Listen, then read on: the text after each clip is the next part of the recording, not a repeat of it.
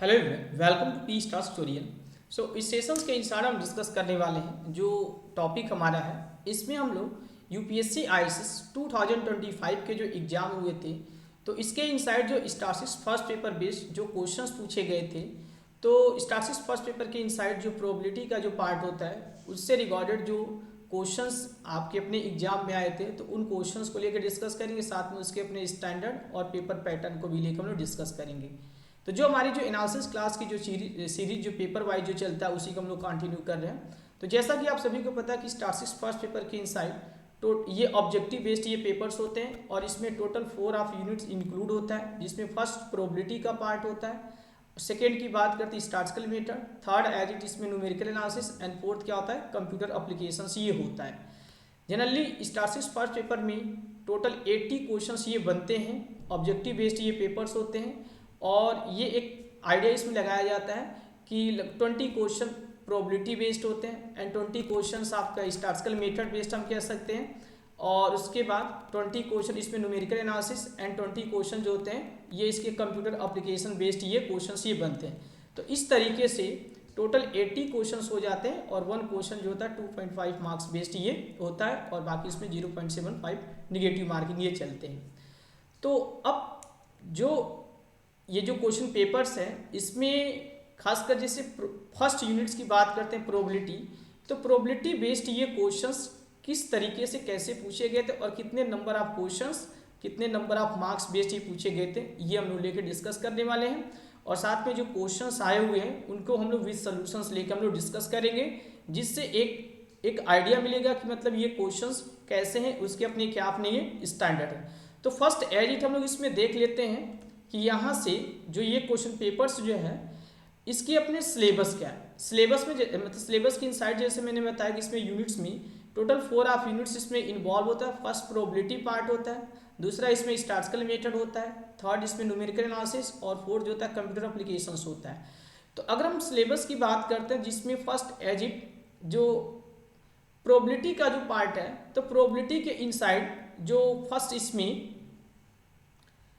इसमें प्रोबेबिलिटी से रिलेटेड ही उसके जो बेसिक आप जो कॉन्सेप्ट बेस्ड हम कह सकते हैं जैसे classical exam definitions of probability and consequences, law of total probability, conditional probability, Bayes theorem and application.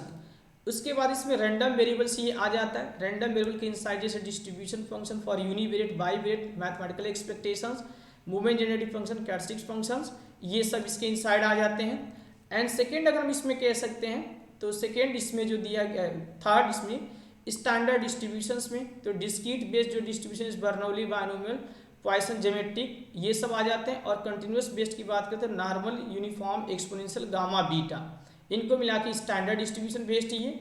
और मोड ऑफ कन्वर्जेंस के इनसाइड जैसे weak law of large number, central limit theorem और standard probability जो inequality होता है, तो ये आपका होता है।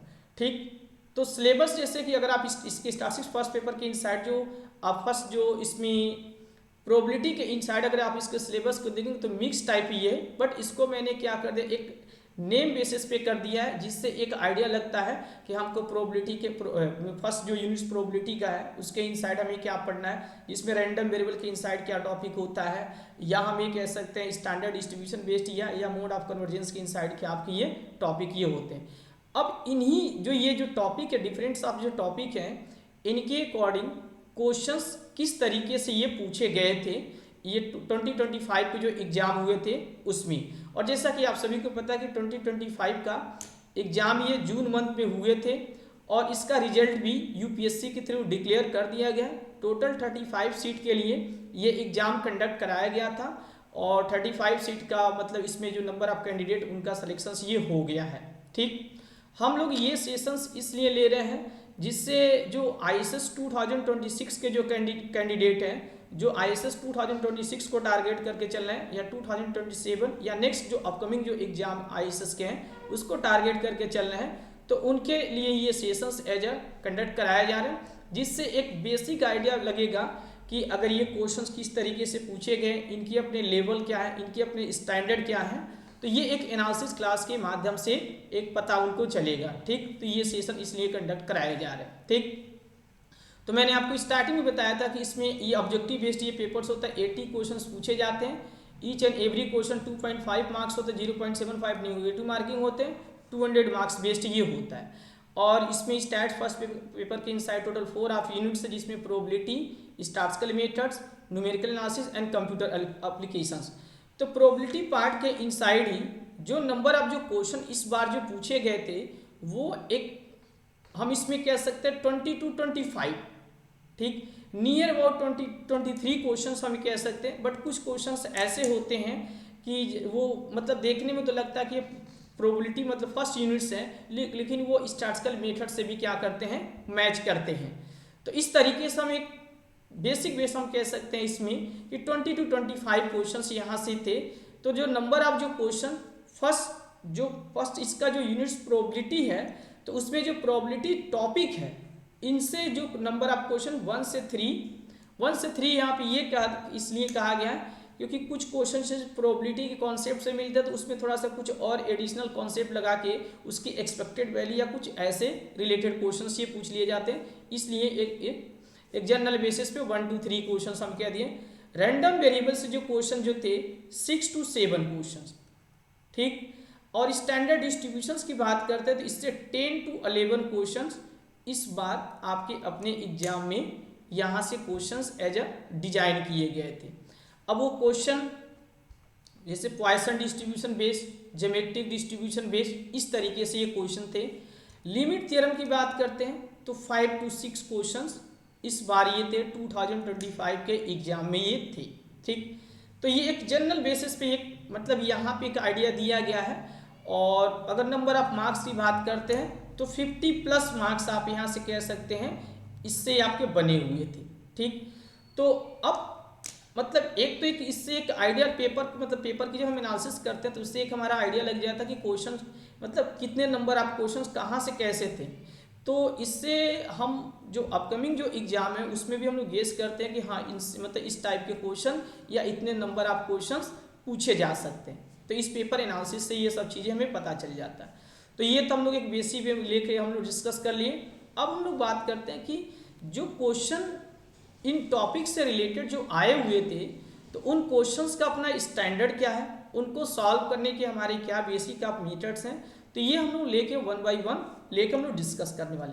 तो टोटल हम लोग इस लेक्चर्स के इनसाइड 15 क्वेश्चंस को लेकर डिस्कस करेंगे। 23 क्वेश्चंस ये पूछे गए थे, 23 to 24 क्वेश्चंस पूछे गए थे, जिसमें से हम लोग 15 क्वेश्चंस को लेकर डिस्कस करेंगे। और ये जो 15 ऑफ जो क्वेश्चंस ये हैं वो एक दूसरे से अलग हैं, जो जिसमें कुछ एक न्यू पैटर्न लगा के क्वेश्चन डिजाइन किए गए थे। जनरली हम लोग उसको टारगेट कर रहे हैं। बाकी के जो क्वेश्चन जो रेस्ट ऑफ जो क्वेश्चंस हैं वो एक सिंपल वे में है जो आप आसानी से उसको कर सकते हैं। हमारा जो मेन टारगेट है इसमें मतलब जो क्वेश्चंस को लेकर डिस्कस करने का कि अगर ये डिफरेंट अप्रोच लगा कि ये क्वेश्चंस बनाए गए हैं पहले के जो क्वेश्चन पेपर जो हैं या प्रीवियस ईयर बेस्ड हम कह सकते हैं, तो क्या उनके अपने सॉल्व करने के मेथड्स हैं, हम लोग इसमें कौन से शॉर्टकट ट्रिक लगाएं जिससे हमारे ये क्वेश्चन एक सिंपल वे में सॉल्व हो जाए, कम समय में सॉल्व हो जाए। तो ये सब हम लोग पैटर्न लेके डिस्कस करने वाले हैं, ठीक। तो चलिए हम लोग स्टार्ट करते हैं और देखते हैं। तो इसमें हमने जो फर्स्ट क्वेश्चंस लिया है ये प्रोबेबिलिटी बेस्ड ये क्वेश्चंस ये है। और प्रोबेबिलिटी बेस्ड ये क्वेश्चंस बस इसमें थोड़ा सा एक एडिशनल टर्म यूज करके ये एक क्वेश्चन डिजाइन किया गया है, जिसमें फर्स्ट इसमें जो कॉन्टिजेंसी टेबल जो लगा दिया गया ये इस तरीके का क्वेश्चंस अभी तक मतलब आईएसएस में नहीं पूछा गया। कॉन्टिजेंसी टेबल ये एट्रीब्यूट्स के इनसाइड जो इसका अपना जो पार्ट होता है, खासकर वो स्टैटिस्टिकल मेथड्स के इनसाइड आ जाता है, तो वहाँ पे ये बनता है। बट इसको कॉन्टिजेंसी टेबल एंड साथ में प्रोबेबिलिटी टर्म इसमें इन्वॉल्व करके ये क्वेश्चन ये बनाया गया। क्वेश्चन में कहा क्या जा रहा है, the joint probability of the occurrence of the two event A and B is given by the following contingency table. Consider the following statement: A and B are independent. Probability of A given B complement plus A probability of A complement given B greater than 1/2. तो which of the following statement given above is are correct? इसमें से कौन सा ये correct ये है। अब जो ये कॉन्टिजेंसी टेबल दिया गया है, जैसे ए इवेंट ए है और बी है, तो ये प्रोबेबिलिटी किसको रिप्रेजेंट करेगा, तो इनका अपना जो इंटरसेक्शंस पार्ट होगा उसको एज ए रिप्रेजेंट करेगा। इट मीन्स हम कह सकते हैं probability of A intersections B ये 0.4 हो जाएगा। सेम अगर हम इसकी बात करें तो probability of A intersections B complement ये 0.1 हो जाएगा। ऐसे अगर इसको और अगर इसको लेकर हम लोग चलेंगे तो यहाँ से हम कह सकते हैं probability of A complement intersections B complement ये 0.3 हो जाएगा। बाकी अगर हम इस प्रोबेबिलिटी को सम करेंगे तो ये यहाँ से प्रोबेबिलिटी ऑफ ए की वैल्यू मतलब ये प्रोबेबिलिटी ऑफ ए की वैल्यू यहाँ से निकल जाएगा जो 0.5 हो जाएगा। ऐसा हम कर देंगे तो प्रोबेबिलिटी ऑफ ए कॉम्प्लीमेंट ये 0.5 हो जाएगा। सेम हम इसको सम कर देंगे तो probability of A B and probability of A B complement की ये वैल्यू ये निकल जाएगी। अब ये सभी प्रोबेबिलिटी वैल्यू निकल गया तो इसमें कहा जा रहा है कि ए एंड बी क्या होगा, इंडिपेंडेंट होगा। इंडिपेंडेंट होने का मतलब ये कि probability of A intersections B, probability of A and probability of अगर बी हो जाता है इट मीन्स ये इंडिपेंडेंट ये हो जाता है। बाकी हम इसके अकॉर्डिंग प्रोबेबिलिटी ऑफ अगर हम ए गिवन बी कॉम्प्लीमेंट की बात करें तो probability of A intersections B complement and probability of A B complement इसके अकॉर्डिंग हम वैल्यू इसमें निकाल के चेक कर सकते हैं। तो ये सब हम लोग बेसिक कॉन्सेप्ट इसमें लगा के हम इसको सॉल्व कर सकते हैं। तो फिलहाल मैंने इस क्वेश्चंस का सॉल्यूशंस भी इसमें रखा हुआ है तो हम लोग डायरेक्ट सॉल्यूशंस पे आ जाते हैं। बट ये कि इसको कैसे सॉल्व करना ये आपको एक बेसिक आइडिया यहाँ से लग गया। अब इसका मैंने यहाँ पे सॉल्यूशन रखा हुआ है। ये सारे इन्फॉर्मेशन टू ऑफ इवेंट के लिए कॉन्टिजेंसी टेबल्स दिया गया। मैंने यहाँ पे एक शॉर्ट वे में इसको लेके अरेंज कर दिया है। बाकी इसमें अब हमको चेक करना कि ए एंड बी क्या होगा, इंडिपेंडेंट होगा कि नहीं होगा। तो इंडिपेंडेंट के लिए ये कंडीशंस है। तो यहाँ पे इसको रख के सारी वैल्यू इसमें रखी गई है। तो इसमें देखा जा रहा है कि probability of A dot probability of A B ये 0.5 0.6 जो हो गया, जो 0.3 कह सकते हैं। ये probability of A intersections B के इक्वल नहीं हो रहा, मतलब ये इंडिपेंडेंट नहीं है। जब ये इंडिपेंडेंट नहीं है तो पहला स्टेटमेंट क्या ये फॉल्स है। सेकेंड स्टेटमेंट की बात करते हैं तो probability of A given B complement and probability of A complement given B क्या ये 1/2 से ये ग्रेटर है कि नहीं है, इसे हमें क्या करना वेरीफाई करना है। तो हमें पहले कंडीशनल की प्रोबेबिलिटी यहाँ पे निकालनी पड़ेगी और फिर इसके वैल्यू को यहाँ पे रख देना पड़ेगा। तो यहाँ पे लेके इसको सबको 1 by 1 इसको लेके इसमें सॉल्व किया गया है। जो वैल्यू यहाँ पे क्या आ जा रहा है 7/12 आ जा रहा है, जो 1/2 से एज इट क्या है ग्रेटर है। तो 7/2 मतलब 1/2 से ग्रेटर, इट मीन्स हम कह सकते हैं स्टेटमेंट 2 क्या है इसमें करेक्ट है। अब स्टेटमेंट 2 करेक्ट होने का मतलब पहला स्टेटमेंट तो रॉन्ग है, दूसरा स्टेटमेंट इसमें करेक्ट है। तो अगर हम क्वेश्चंस के अकॉर्डिंग इसमें हम बात करते हैं तो इसमें हमारा क्या हो जाएगा बी ऑप्शन एज ए क्या होगा ये करेक्ट ये हो जाएगा। तो ये क्वेश्चंस मतलब है तो पहले इससे पहले भी आईएएस में क्वेश्चंस आए हुए हैं, पर ये एक एडिशनल इस बार ऐड करके क्वेश्चंस बना दिया गया है। तो एक थोड़ा सा हम उससे कह सकते हैं डिफरेंट ये क्वेश्चंस हैं। ठीक, तो इतना आप सभी को समझ में आ गया। चलिए अब हम लोग नेक्स्ट आते हैं। नेक्स्ट क्वेश्चन जो इसमें कहा गया है ये क्वेश्चन नंबर 2 है। ये भी एक थ्योरेटिकल बेस्ड है। इसको भी मैंने प्रोबेबिलिटी के इनसाइड ही लेके इसको रखा हुआ है, बट इसमें एक्सपेक्टेड टर्म तो आप इसको प्रोबेबिलिटी के इनसाइड ही हम कह सकते हैं। इसमें एक्सपेक्टेशंस वाला कॉन्सेप्ट लगा के इसमें है। तो क्या कहा जा रहा है, a players rolls of fair और dice and simultaneously tosses of fair coins. If the head appears on the coin, then the players win the twist the value that appears on the dice. However, if the tail appears on the coin, then the players win half the value of the appears on the dice. तो यहाँ पे इसमें कहा जाए what is the expected what is the players expected win. तो अब इसमें coin और डाइस की बात की जा रही है। तो अगर हम क्वाइन की बात करेंगे तो क्वाइन में ऐसे दो पॉसिबिलिटी हेड और दूसरा क्या होगा टेल होगा। और अगर हम डाइस की बात करेंगे तो डाइस में जो नंबर्स ये होंगे इसमें 1 2 3 4 5 एंड 6 ये ठीक ये नंबर्स हैं। तो कहा क्या जा रहा है if the head appears on the coin then the players win twice the value of appears on the dice. तो अगर हम डाइस के नंबर्स को एज एक्स से रिप्रेजेंट करते हैं, x will take the numbers 1 to 6, तो it means head appears it means ये 2 of x यहां से हम कंसीडर कर सकते हैं।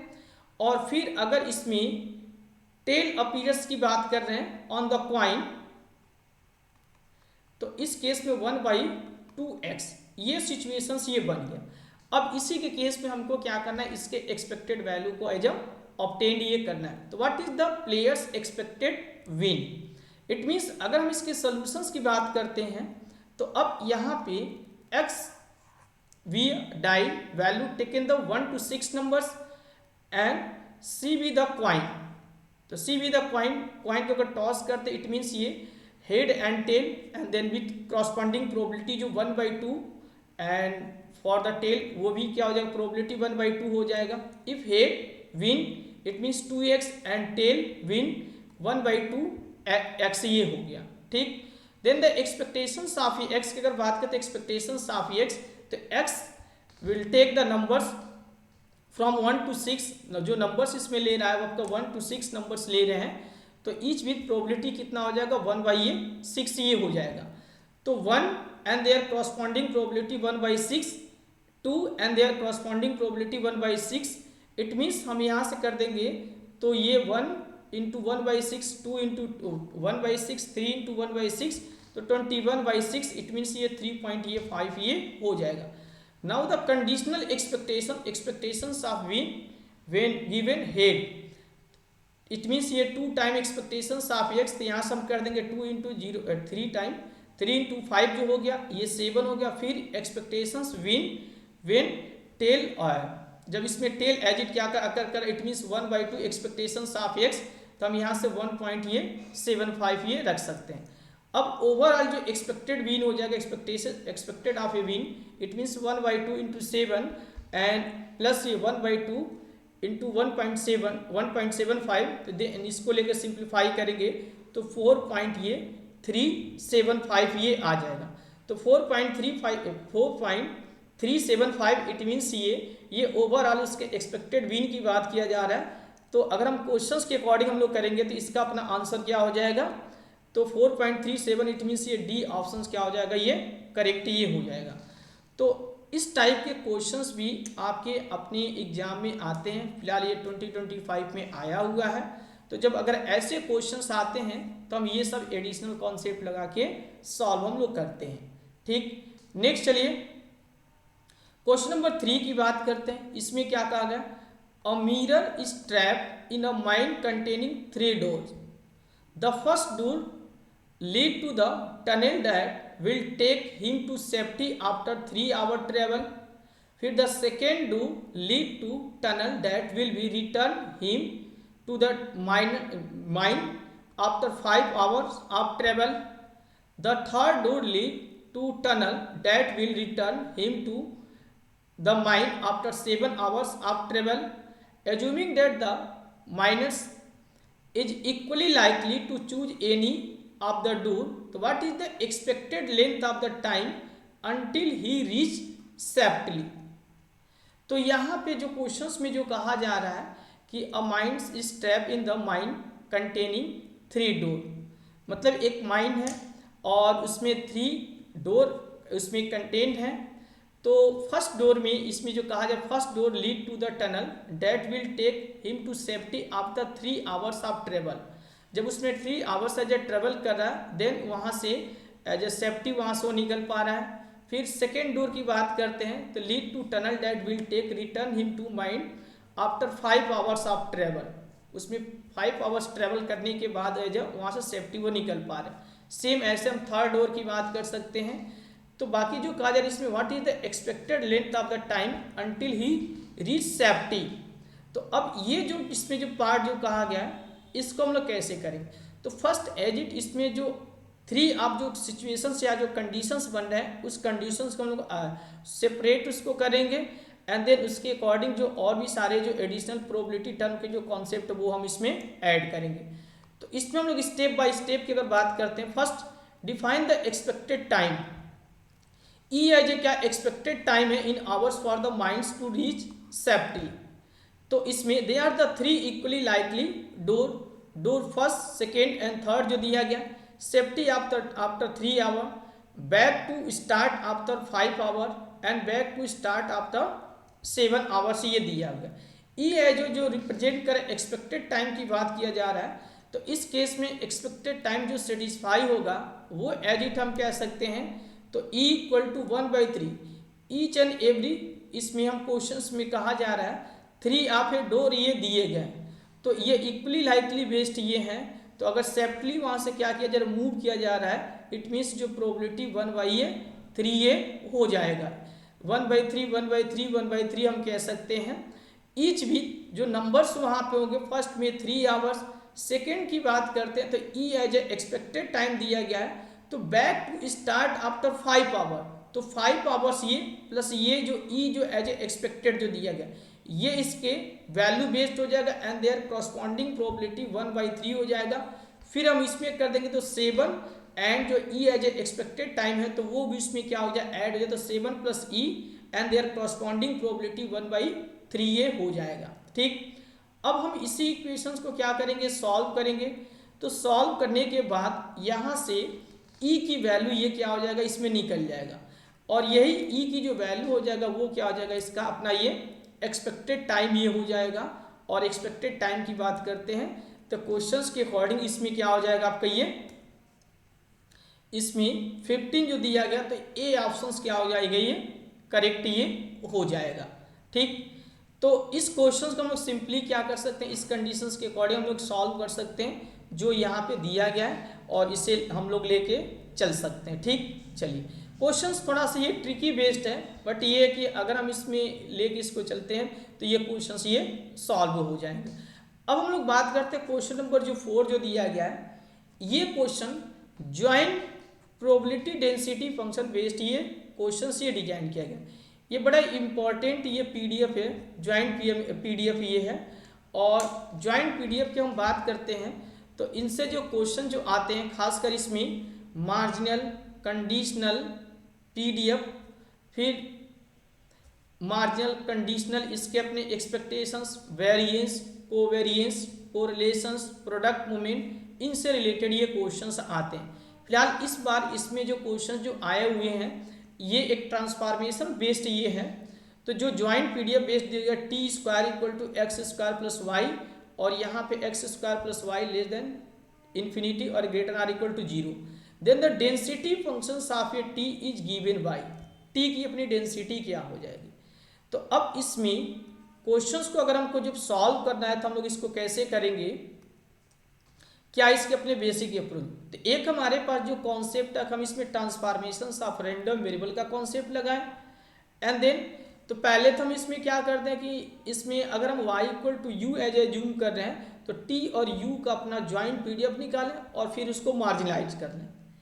और हमारे पास कुछ और भी एडिशनल कॉन्सेप्ट हम इसमें पैरामेट्रिक फॉर्म में कन्वर्ट करने के बाद हम इसको क्या कर लें। तो फिलहाल इसमें जो किया गया है ये इसके पैरामेट्रिक फॉर्म में कन्वर्ट करने के बाद, या कुछ और एडिशनल कॉन्सेप्ट पोलर फॉर्म कह सकते हैं। तो we use the polar coordinate x equal to T of a cos theta and y equal to T of a sine theta, where t greater or equal to 0 and theta belong to 0 to π/2, first coordinate based हम इसमें कह सकते हैं।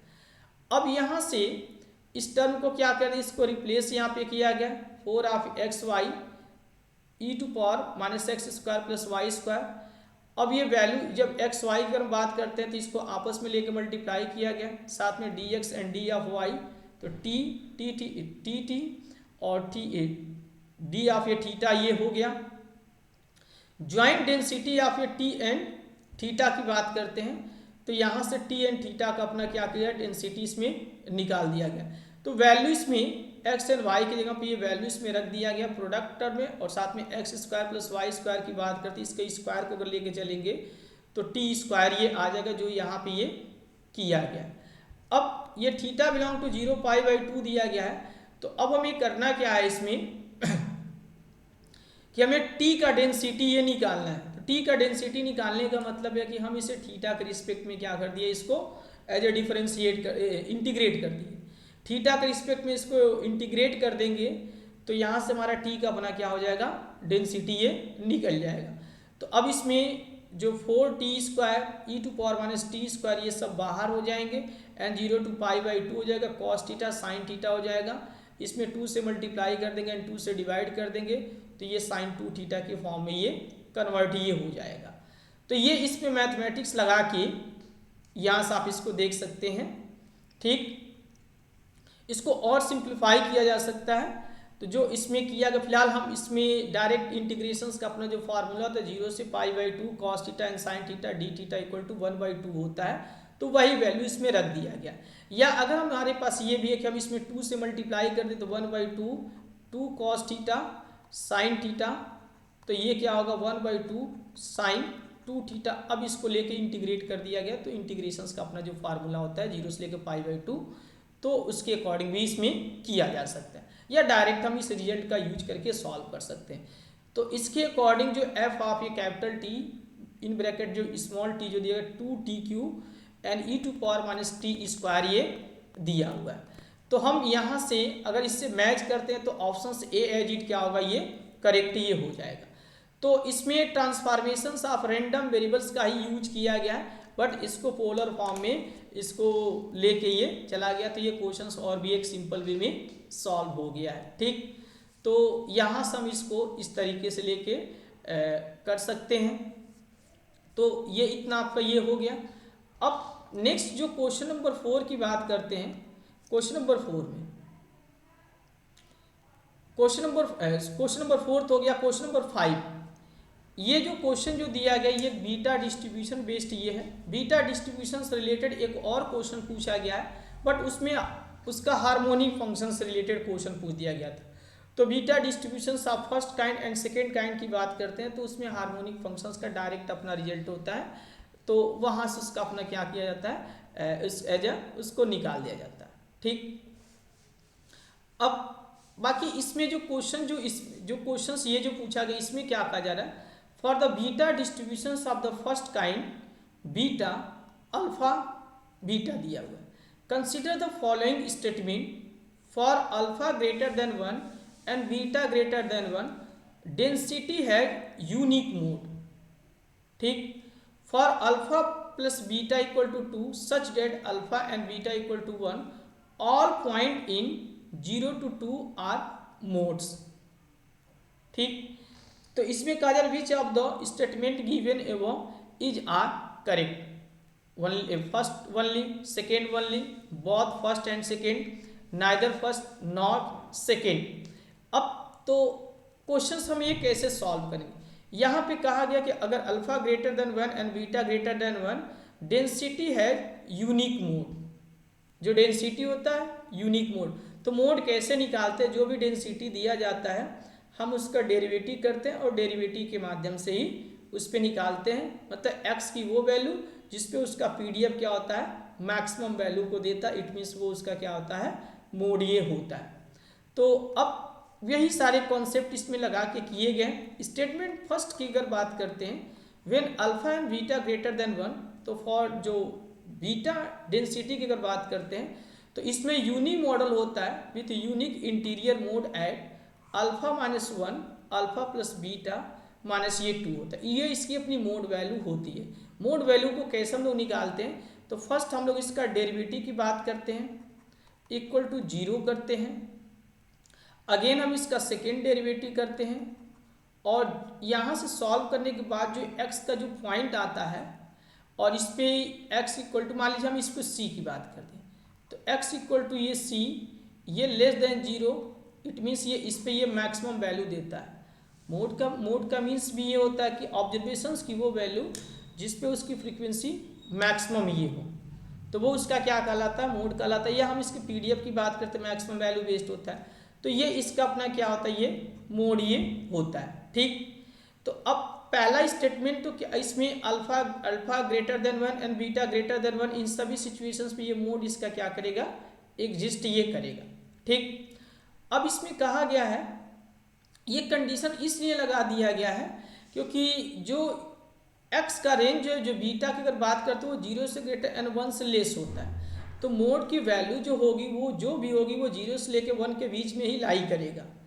तो एक positive basis पे भी होना चाहिए, इसलिए जब alpha greater than 1 and beta greater than 1 होगा तो ऑब्वियसली जब अल्फा प्लस ये बीटा करेंगे तो ये भी ग्रेटर देन 2 हो जाएगा, और अल्फा प्लस ये बीटा अगर इसको कर देंगे तो -2 ग्रेटर देन 0, तो ऑब्वियसली ये वैल्यू क्या हो जाएगी, ग्रेटर देन 0 ही होगी, और लास्ट में इसमें क्या हो जाएगा, 1 से ये लेस हो जाएगा। तो ये वैल्यू जो आएगा ये इसी रेंज के इनसाइड ये आएगा, तो ये तो वैलिड है।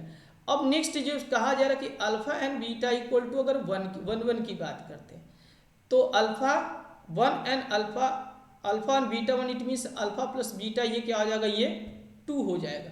तो जब ऐसा अगर सिचुएशन जब होता है तो उस केस में बीटा अल्फा एंड बीटा की वैल्यू को 1 कर देते हैं, तो अब यही डिस्ट्रीब्यूशन जो होता है यूनिफॉर्म डिस्ट्रीब्यूशन को क्या कर जाता है, फॉलो कर जाता है। और यूनिफॉर्म डिस्ट्रीब्यूशंस को फॉलो करने का मतलब है कि अब जो मोड वैल्यू जो होगा वो 0 और 2 के बीच में ना होकर ये इस इंटरवल के इनसाइड ही हो जाएगा। यूनिफॉर्म डिस्ट्रीब्यूशंस में अगर हम लोग करते हैं तो 0 से 1 की बात करते हैं तो उस इंटरवल का हर एक पॉइंट वो उसके लिए क्या हो जाता है, एक मोड वैल्यू ये हो जाता है। इट मीन्स ये जो कहा जा रहा है कि 0 से 2 के बीच में, तो ये करेक्ट ये नहीं है। तो क्वेश्चंस के अकॉर्डिंग अगर आप लोग देखेंगे तो इसमें कहा जा रहा है कि जो इसके जो पॉइंट होंगे मोड्स आर ये 0 से 2 के बीच में होंगे, नहीं, वो 0 से 1 के बीच में ये होंगे। तो ये तो रॉन्ग है, पहला करेक्ट है। It means option A as it क्या होगा, ये करेक्ट ये हो जाएगा। तो ये इसमें मतलब एक एडिशनल इसमें एक ट्रिकी बेस्ड ये क्वेश्चन ये पूछा गया था, तो हम इसको इस तरीके से सॉल्व हम लोग करते हैं। चलिए नेक्स्ट आते हैं क्वेश्चन नंबर 6। ये जो क्वेश्चन जो आपका डिजाइन किया गया है इससे जस्ट पहले वाला भी क्वेश्चंस की अगर हम बात करते हैं तो ये जो क्वेश्चन जो था ये स्टैंडर्ड प्रोबेबिलिटी डिस्ट्रीब्यूशन से था। बाकी अगर आप इसको देखेंगे तो ये रैंडम वेरिएबल से ये क्वेश्चन से ये है, और ये फर्स्ट 2 तो ये प्रोबेबिलिटी या इसको रैंडम वेरिएबल से भी क्या कर सकते हैं, कंसीडर आप इसको कर सकते हैं। ठीक, चलिए नेक्स्ट आते हैं जो ये स्टैंडर्ड प्रोबेबिलिटी डिस्ट्रीब्यूशन, खासकर इसमें ज्योमेट्रिक डिस्ट्रीब्यूशंस का लेके बनाया गया क्वेश्चन। तो ये x1 to x of a k with a random sample of size k from the geometric distribution with parameters p with fx p q x minus 1 and x की value जो 1 to infinity है। then the minimum of a xi is distributed geometrically with parameters। तो अब इस questions को आप इसको ऐसे भी एज्यूम कर सकते हैं कि ये क्वेश्चन स्टैंडर्ड प्रोबेबिलिटी डिस्ट्रीब्यूशन के साथ साथ मिनिमम की बात किया जा रहा है, मतलब ऑर्डर स्टार्स से रिलेटेड क्वेश्चंस हो गया। ठीक, और ये जो क्वेश्चन जो पूछा गया था ये अगर आप इस क्वेश्चंस की बात करेंगे तो ये रैंडम वेरिएबल के इनसाइड ही जो ट्रांसफॉर्मेशंस ऑफ रैंडम वेरिएबल्स है उन पे बेस्ड ये क्वेश्चन ही है, ट्रांसफॉर्मेशंस ऑफ रैंडम वेरिएबल्स ही। और ये अगर हम इस क्वेश्चंस की बात करते हैं तो ये standard probability distribution with order stars. तो ये सब भी हमें देखना पड़ता है कि अगर मान लीजिए क्वेश्चंस ऐसे डिजाइन किए गए हैं तो कहाँ से कैसे ही आए हुए क्वेश्चंस हैं। अब जैसे ये क्वेश्चंस आया हुआ तो इस क्वेश्चंस के अगर हम फॉर्मेट की बात करते हैं तो यहाँ पे एक्सपोनेंशियल डिस्ट्रीब्यूशन भी फिट बैठ जाता है। अगर आप इसको एक्सपोनेंशियल डिस्ट्रीब्यूशन से रिप्लेस कर देंगे तो भी मिनिमम बेस्ड उसका अपना क्या डिस्ट्रीब्यूशंस होंगे, या और भी सारे डिस्ट्रीब्यूशंस अगर हम रिप्लेस करते हैं तो मिनिमम और मैक्सिमम को लेके ये क्वेश्चन। फिलहाल ये ज्योमेट्रिक डिस्ट्रीब्यूशन बेस्ड आया हुआ क्वेश्चन है, तो ये क्या ये भी ज्योमेट्रिक डिस्ट्रीब्यूशंस को फॉलो करेगा। अगर ज्योमेट्रिक डिस्ट्रीब्यूशंस को फॉलो कर रहा है तो पैरामीटर्स की वैल्यू क्या होगी ये हमें निकालना है। ठीक, तो हम इसमें ऑर्डर स्टार्स के जो अपने जो कॉन्सेप्ट है हम उसी का क्या करेंगे, यूज हम लोग करेंगे। तो इसमें क्या कहा गया है, we are asked the find the distributions of Y, हमें इसका डिस्ट्रीब्यूशंस निकालना है। एक्स आई ये ज्योमेट्रिक को फॉलो कर रहा है विथ पीडीएफ, ये इतना आपका गिवन ये है। Use the CDF of the minimum, minimum मतलब फर्स्ट ऑर्डर स्टार्स बेस्ड हम उसके सीडीएफ को ऑब्टेन करेंगे। So probability of a capital Y greater or equal to small Y, तो ये probability of Y as a value क्या आपको ये दिया गया, तो x1 greater than small Y, x of ये k greater or equal to small of Y, x1 x2 dot dot x के ये इंडिपेंडेंट ये है, मतलब इंडिपेंडेंट एंड आइडेंटिकली ये है। इट मीन्स हम इसको प्रोडक्ट के फॉर्म में भी क्या कर सकते हैं, एक्सप्रेस ये कर सकते हैं। i फ्रॉम 1 टू ये k xi दिया गया। और ये आइडेंटिकली है तो वैल्यू भी इसमें क्या होगा, सेम होगा, जिसका पावर हमने क्या कर दिया, के इसमें कर दिया। ठीक, अब यहाँ से ये जो पीडीएफ जो दिया गया है एफ एक्स पी क्यू का पावर ये एक्स ही है, तो अगर एक्स आई ग्रेटर देन स्मॉल वाई है तो इस केस में इसी ज्योमेट्रिक बेस जो प्रोबेबिलिटी की अगर बात करेंगे तो ये क्या हो जाएगा, क्यू का पावर ये वाई ये हो जाएगा। अब ये क्यू का पावर वाई तो यही वैल्यू हम इसमें रख देंगे, और जैसे हम इसको रख देंगे तो इस केस में क्या हो जाएगा, क्यू का पावर ये वाई, आप इसमें यहाँ से देख लीजिए एक्स आई दिया गया है और एक्स आई से इसको क्या किया, ट्रांसफॉर्म किया गया है। तो यहाँ से probability of Y greater or equal to small अगर वाई करते हैं तो ये क्यू का power Y minus one upon ये के हो गया। इट मीन्स हम क्यू का power K in bracket Y minus ये वन हम लोग कर सकते हैं। अब हमें जो निकालना है P M F of Y निकालना है, तो P M F of Y अगर किसी पर्टिकुलर पॉइंट बेस्ड अगर हमको प्रोबेबिलिटी को निकालना होता है इन टर्म ऑफ डिस्ट्रीब्यूशन, तो ये Y greater or equal to small Y and capital Y greater or equal to Y plus ये वन। ठीक, तो एक इसमें कहा हमें वाई एट वाई पे निकालना है, आप यहाँ पे इस पॉइंट वाई पे निकालना है, तो एक हमने क्या कर दिया वाई से ग्रेटर और दूसरा हमने क्या कर दिया यहाँ से वाई प्लस वन से ग्रेटर, तो ये इस पॉइंट के बेस्ड हमारी प्रोबेबिलिटी ये निकल जाएगी। तो अब इसी को लेकर सिंप्लीफाई किया, सिंप्लीफाई करने के बाद ये एक पैरामीटर बेस्ड वैल्यू, तो अगेन ये क्या है ज्योमेट्रिक डिस्ट्रीब्यूशन बेस्ड ही हो रहा है, और अगर हम कंपैरिजन कर देंगे तो यहाँ से ये इसका अपना ये स्ट्रक्चर से ये एज ए इसमें बन जाएगा। तो जब ये इस तरीके का आपका स्ट्रक्चर से ये बन गया, इट मीन्स हम ये कह सकते हैं कि ये भी ज्योमेट्रिक डिस्ट्रीब्यूशंस को फॉलो करेगा। इसकी अपनी पैरामीटर्स वैल्यू क्या हो जाएगा, वन ब्रैकेट में वन माइनस पी का होल पावर ये क्या हो जाएगा, ये के ये हो जाएगा। ठीक, तो इस तरीके से हम इसको लेके क्या करेंगे, सॉल्व हम लोग करेंगे। तो क्वेश्चंस के अकॉर्डिंग जो ऑप्शंस इसमें बी एज ए क्या है करेक्ट आंसर ये है।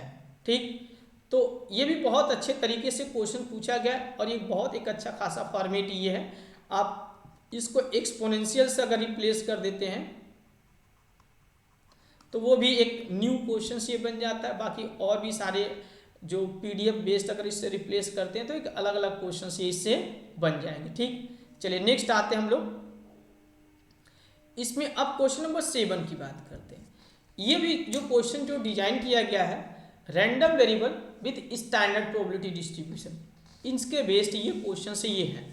क्वेश्चन में कहा क्या जा रहा है, the characteristics functions of random variable X is given by phi of X T E to power 2t bracket में आई माइनस ये टी मॉड ऑफ ये T less than 1, what is the fourth order central moment of the distribution. तो अगर characteristics function दिया गया है fourth order central moment की बात किया जा रहा है, तो हम कैरेक्टरिस्टिक्स फंक्शंस को डिफरेंशिएट करके यहाँ से मोमेंट को निकाल सकते हैं, और जब ये rth ऑर्डर बेस्ड अगर मोमेंट निकाल जाएगा तो उसके माध्यम से हम लोग सेंट्रल ऑर्डर मोमेंट को भी क्या कर सकते हैं, निकाल सकते हैं। तो हम उसी कॉन्सेप्ट का क्या करेंगे, इसमें हम लोग यूज करेंगे। तो फिलहाल मैंने इसमें यहाँ पे इस पे सॉल्यूशंस को रखा हुआ है, तो हम लोग देख लेते हैं। We are asked the compute the fourth order central moment given the characteristics functions. ये कैरेक्टरिस्टिक्स फंक्शंस दिया गया है, let's solve step by step. First step हम लोग क्या करें, recall the relations between the characteristics function and the moment. Characteristics function and moment के बीच में क्या रिलेशन से ये होता है। तो यहाँ से हम ये कह सकते हैं जो इसमें जो दिया गया है फाई ऑफ एक्स, अगर इसके कैरेक्टरिस्टिक्स फंक्शंस है तो इस केस में जो nth ऑर्डर जो इसका मोमेंट होगा अबाउट द ओरिजिन। ठीक, यहाँ से 1/i का power n phi of X N ये जीरो बेस्ड ये हो जाएगा। इसके अकॉर्डिंग हम इसको कर सकते ये हैं। सिंप्लीफाई द कैरेक्टरिस्टिक्स फंक्शन, एक तो हमारे पास ये टर्म ये है, हमें क्या करना अगर मोमेंट को निकालना है तो एक हमारे पास जो फार्मूला ये होता है कि म्यू ऑफ आर डैश अगर हम बात कर दिए तो ये इस पे -1 का पावर ये n, और इसमें हम कर दिए तो ये आपका ये हो जाएगा D of a D T का power R phi of X and T, और एट टी इक्वल टू हम लोग क्या करें इसमें 0 में करते। एक हमारे पास ये भी कॉन्सेप्ट मतलब ये है, एंड देन इसी के अकॉर्डिंग हम इसको भी क्या कर सकते हैं, कन्वर्ट हम लोग कर सकते हैं। तो हम इसमें क्या rth ऑर्डर बेस्ड इसके हम लोग मोमेंट को निकालें और जब rth ऑर्डर बेस्ड के अगर मोमेंट हमारे निकल जाते हैं तो फिर हम लोग इसमें यहाँ से जब rth ऑर्डर मोमेंट निकले तो rth order moment and central moment में जो रिलेशंस होता है उसके अकॉर्डिंग हम लोग कर दिए। तो एक तो हमारे पास तरीका वो हो गया एंड दूसरा हम कह सकते हैं ये जो कैरेक्टरिस्टिक्स फंक्शन दिया गया है क्या किसी स्टैंडर्ड प्रोबेबिलिटी डिस्ट्रीब्यूशन से भी तो नहीं मैच कर रहा है। अगर स्टैंडर्ड प्रोबेबिलिटी डिस्ट्रीब्यूशन से मैच कर जाएगा तो वहाँ से हम कंपैरिजन करके इजीली हम इसको ऑब्टेन कर सकते हैं। तो फिलहाल इसको लेकर अगर इसमें सिंप्लीफाई किया गया तो 2 of I T minus 2 of A T square दिया गया। देन जब इसको अगर हम लोग करेंगे तो ये एक जो नॉर्मल डिस्ट्रीब्यूशंस का अपना जो कैरेक्टरिस्टिक्स फंक्शंस है उससे ये मैच कर जाता है। तो जो नॉर्मल डिस्ट्रीब्यूशंस के अपने जो कैरेक्टरिस्टिक्स फंक्शंस होता है phi of X exponential E to power I of mu of A T minus 1/2 sigma square N T square दिया गया। अगर हम इस वाले एक्सप्रेशन से इससे लेके कंपैरिजन करा देंगे तो म्यू इक्वल टू 2 हो जाएगा और बाकी यहाँ से सिग्मा स्क्वायर इक्वल टू ये 4 ये हो जाएगा। ठीक, तो अब यहाँ से म्यू निकल गया और सिग्मा स्क्वायर की वैल्यू निकल गया तो मीन और वेरिएंस ये निकल गए। तो बाकी जो इसमें जो कहा जा रहा है कि फोर्थ ऑर्डर सेंटर मोमेंट, तो फोर्थ ऑर्डर ये नॉर्मल डिस्ट्रीब्यूशन बेस्ड ये, तो नॉर्मल डिस्ट्रीब्यूशंस में जो फोर्थ ऑर्डर सेंटर मोमेंट जो फार्मूला जो बनता है यहाँ से हम लोग करते हैं तो म्यू ऑफ ये 2r 1 3 ऐसे 2r minus 1 and sigma 2r ही होता है। तो इस केस में हम ये इसी फार्मूले पर रख के हम लोग क्या कर r इक्वल टू रख के इसमें r इक्वल टू अगर हम 2 रख देंगे तो फोर्थ ऑर्डर सेंटर मोमेंट ये हो जाएगा। तो या तो हम इस फार्मूले का यूज कर लें, तो अब इस केस में डायरेक्ट यहाँ पे किया गया, यहाँ वैल्यू ये निकाल दिया गया नॉर्मल डिस्ट्रीब्यूशन बेस्ड हम कह सकते हैं। तो फोर्थ ऑर्डर सेंटर मोमेंट का अपना ये फार्मूला बनता है r इक्वल टू अगर हम 2 रख देंगे 2r माइनस 1 इट मीन्स 1 और 3 हो जाएगा और 3 मतलब ये जो होता है म्यू ऑफ ये 2r यहाँ से 1 3 और ये 2r माइनस 1 सिग्मा 2r हो गया। तो r की वैल्यू इसमें अगर 2 रख देंगे तो ये कितना आ जाएगा म्यू 4 हो गया और 3 यहाँ से हम कर देंगे r की वैल्यू इसमें 2 2 जा 4 4 में से 1 जाएगा तो 3 इट मीन्स और बाकी यहाँ से सिग्मा टू पावर ये 4 ये हो जाएगा। तो ये सिग्मा की वैल्यू इसमें सिग्मा स्क्वायर का स्क्वायर कर दिए तो सिग्मा स्क्वायर बेस्ड ये वैल्यू इसमें गिवन ही है। 2 इसमें दिया हुआ है, 4 दिया हुआ है, 4 का स्क्वायर कर 16 हो जाएगा, इट मीन्स ये 48 ये आ जाएगा। तो हम कंपैरिजन करके भी हमने इसको क्या कर दिया सॉल्व कर दिया। इट मीन्स हम ये कह सकते हैं जो ऑप्शन डी एज ए क्या होगा ये करेक्ट ये हो जाएगा। तो ये क्वेश्चंस बहुत अच्छे तरीके से डिजाइन किया गया है। अब देखिए इस क्वेश्चंस के फॉर्मेट को समझिए। जैसे अगर यहाँ पे कैरेक्टरिस्टिक्स फंक्शन दिया गया तो हो सकता है इसमें मोमेंट जेनेटिक फंक्शन या किसी और डिस्ट्रीब्यूशंस का अपना कैरेक्टरिस्टिक्स फंक्शन या मोमेंट जेनेटिक फंक्शन दे के आपसे ये सारे इंफॉर्मेशन आपसे पूछ लिए जाए। तो ये फॉर्मेट बड़ा इंपॉर्टेंट है और इस फॉर्मेट से लेके ऐसे डिफरेंट टाइप बेस्ड ये क्वेश्चंस ये बन सकते हैं। ठीक, चलिए नेक्स्ट आते हैं हम लोग क्वेश्चन नंबर 7 ये हो गया। अब इस पर हम बात करते हैं क्वेश्चन नंबर 8। ये भी बहुत ही अच्छे तरीके से ये क्वेश्चन डिजाइन किया गया और इस क्वेश्चन में कहा क्या जा रहा है आप इसको देखिए। Let m of X T and m of y with the moment genetic functions of the two random variable x and y respectively for some t belong to R if expectations of x 1/2 and variance of x 1/4 m of y ये where t belong to minus h to h then what is the variance of ये y। तो अब ये जो question जो दिया गया है ये क्वेश्चन जो डिजाइन किया गया है इसमें moment genetic functions of y की वैल्यू ये दिया गया, आगे इसमें product of a two moment genetic function based ही है।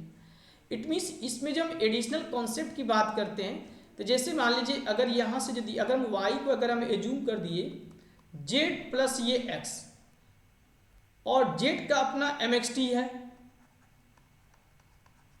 और z का मोमेंट जेनेटिक फंक्शन दिया गया और यही सम कर दिए m ऑफ xt और ये दोनों इंडिपेंडेंट हैं तो यहीं से m ऑफ ये y अगर t की बात करेंगे तो m ऑफ ये z t और m ऑफ ये वाई, सॉरी इसको हम कर देंगे एक्स एंड टी। ये कॉन्सेप्ट इसमें लगा के हम इसको क्या कर सकते हैं, सॉल्व हम लोग कर सकते हैं। तो अगर थोड़ा सा हम लोग ध्यान से देखते हैं तो ये जो mxt दिया गया है ये भी बर्नौली या बायनोमियल बेस्ड ये है, और बाकी ये m ऑफ x तो है। तो हम इस तरीके से इसका कंपैरिजन करके भी क्या कर सकते हैं, यहाँ से निकाल सकते हैं, और बाकी वेरिएंस ऑफ ये y की वैल्यू भी निकाली जा सकती है। क्योंकि यहाँ से x बेस्ड तो इन्फॉर्मल x के मीन और वेरिएंस तो दिए गए, बट हमें बस z का मीन एंड वेरिएंस निकाल देना है। तो वेरिएंस ऑफ ये y का जो फार्मूला, तो वेरिएंस ऑफ ये z प्लस एक्स, हम इस पे ऑपरेट करके वेरिएंस ऑफ ये z प्लस वेरिएंस ऑफ ये एक्स प्लस ये 2 टाइम को वेरिएंस ऑफ ये z और x की बात कर सकते हैं। इस क्वेश्चंस में x एंड y रिस्पेक्टिवली, यहाँ से z and x as a independent based ये हो जाएंगे, तो कोवेरिएंस पार्ट ये 0 हो जाएगा। तो बस हमें इतने ही का इन्फॉर्मेशन ये चाहिए, तो ये हमें लेके इसमें करना है। तो मैंने इसका भी सोल्यूशन इसमें रखा हुआ है। इन्फॉर्मेशंस क्या है, expectations of X and variance of x दिया हुआ है, इसको हम इस तरीके से लिख सकते हैं। यहाँ से 0.75 है तो 3/4 1/4 e⁻²t और m ऑफ x दिया गया। हम इसमें mxt के अपने जो प्रॉपर्टी जो होता है, जैसे m ऑफ ये c ऑफ x, अगर t की बात करते हैं तो m ऑफ ये x c of A t, इस रिजल्ट का भी यूज करके हम इसको लेके चलते हैं। तो यहाँ से ये हम इसको इस फॉर्म में हमने कन्वर्ट कर दिया। बाकी अब यहाँ से जब इस प्रॉपर्टी का यूज करेंगे तो हम इसको इस फॉर्म में भी लिख सकते हैं। कंपैरिजन जब इससे हम लोग कराएंगे तो जो z जो होगा ये एज ए बर्नौली डिस्ट्रीब्यूशंस को फॉलो करेगा। ट्रायल 1 हो गया एंड इसकी अपनी सक्सेस प्रोबेबिलिटी 1/4 ये हो जाएगा, और z एंड x क्या हो जाएगा, इंडिपेंडेंट रैंडम वेरिएबल्स ये हो जाएंगे। सो y इक्वल टू क्या होगा, 2z प्लस ये x ये हो जाएगा। अब इस पे वेरिएंस लगाया जाएगा, तो वेरिएंस ऑफ 2z प्लस ये x, so variance 2 square variance of z plus variance of, and यहाँ से इसके कोवेरिएंस हो जाएंगे। कोवेरिएंस की बात करेंगे तो ये as a Z of X इसमें इंडिपेंडेंट है, तो ये पार्ट ये 0 हो जाएगा। बाकी वेरिएंस ऑफ ये Z and variance of X की वैल्यू इसमें रख देंगे, सॉल्व करेंगे तो 1 ये आ जाएगा।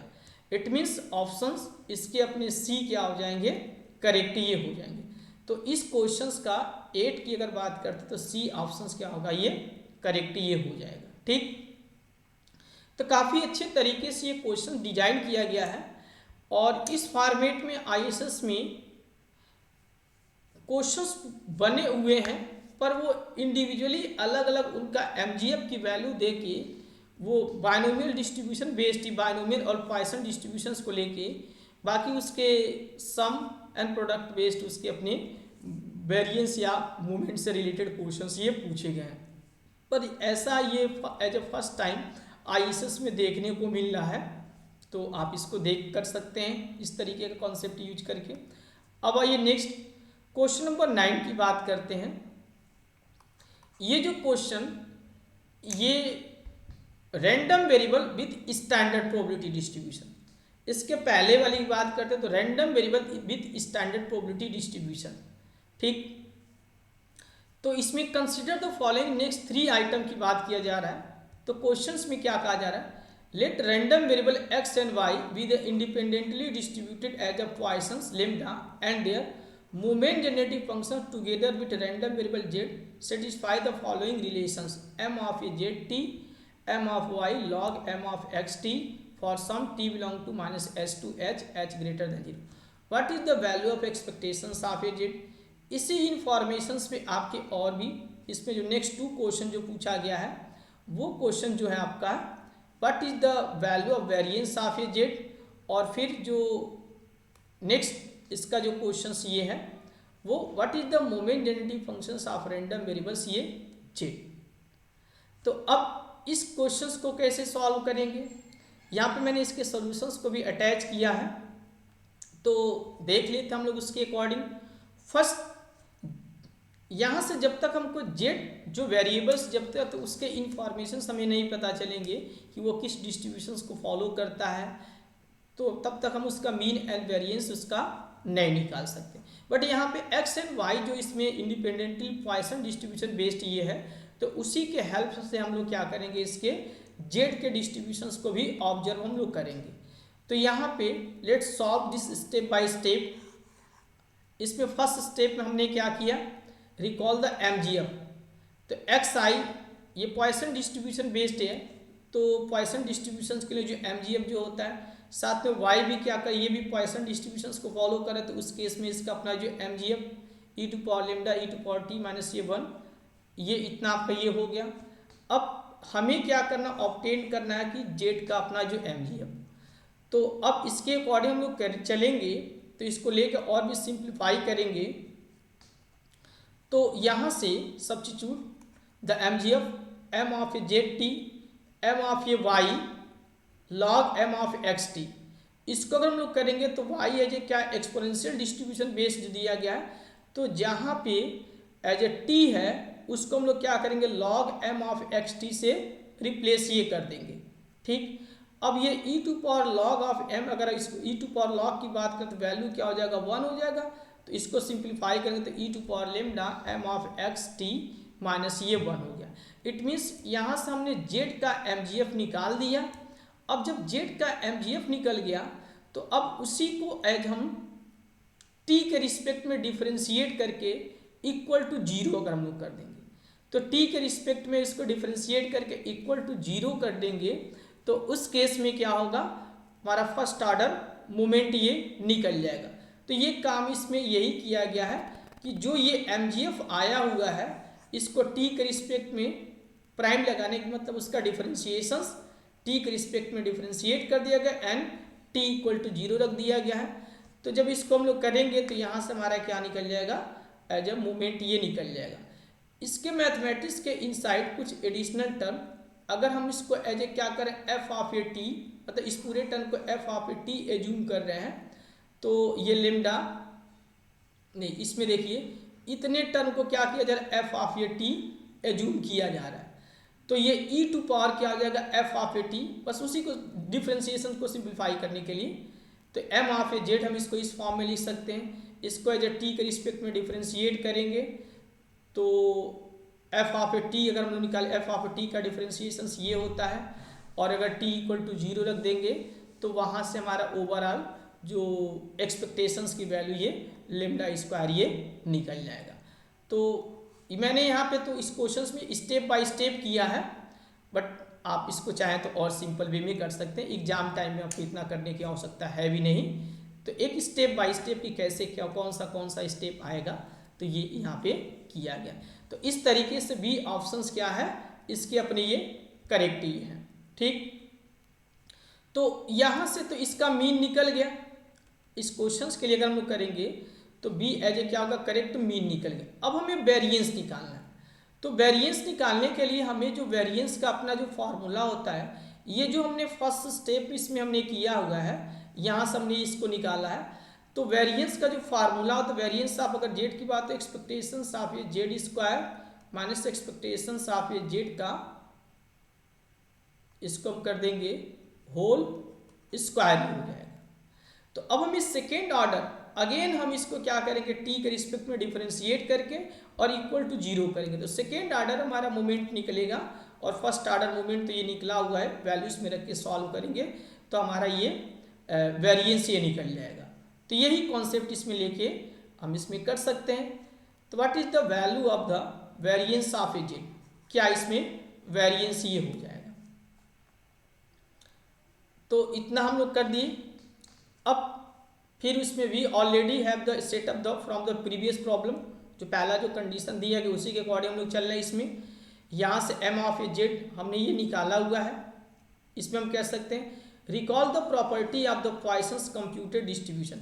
देखिए, एक तो हमारे पास जो ये हम कह सकते हैं, जो मैंने आपको यहाँ पे ये बताया कि हम इसको सेकेंड ऑर्डर इसका मोमेंट हमने निकाला, और फिर हम इसमें वैल्यू इसमें रख के हम वहाँ से वेरिएंस ऑफ ए जेड कर सकते हैं। मतलब इसी को क्या करिए, जो एम ऑफ जेड जो आया हुआ है, इसी को एज ए अगेन टी के रिस्पेक्ट में डिफरेंशिएट कर दीजिए। हम इसी को कर सकते हैं, टी के रिस्पेक्ट में डिफरेंशिएट करके टी इक्वल टू 0 कर देंगे, तो हमारा ये इसमें इसके यहाँ पे रख देंगे, बाकी ये तो एक्सपेक्टेशन बेस्ड ये रख देंगे। या तो हम इसमें कुछ और भी एडिशनल प्रॉपर्टी लगा के भी हम इसमें सॉल्व कर सकते हैं। थोड़ा सा हम इसको ध्यान से देखते हैं। तो the given relation is the form है z equal to x1 plus x2 plus dot dot x of y Poisson's compound distribution. तो ये जो MGF जो बन के जो तैयार होता है, ये रैंडम जो पॉइसन रैंडम वेरिएबल्स होता है उसको as a sum in compounding form. It means उसके बेस पे जो पॉइसन कंपाउंड डिस्ट्रीब्यूशंस होता है उसका अपना ये MGF होता है।